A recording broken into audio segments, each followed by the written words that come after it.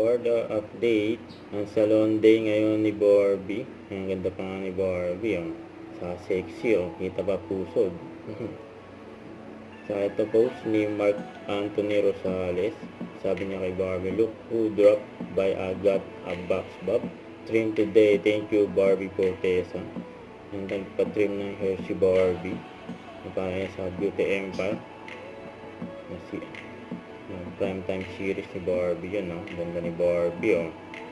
Nakikita naman gaano kasaya si Barbie habang nasa salon ng market salon yun, no? Papaganda si Barbie. Ito naman ang ganap ni David. Sabi na nag-post na si Paolo Mayo Placite. Sabi niya, work with David Licauco, the pambansang Ginoo. Stay tuned. Ito pa nga yung pasilip sa first endorsement ni David ngayon May. Kasama niya ang kanyang Team David. Ang gwapo ni David, oh. Ang mukha yatang Boy Scout si David dyan.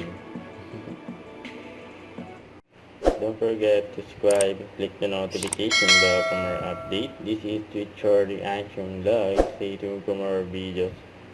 See ya.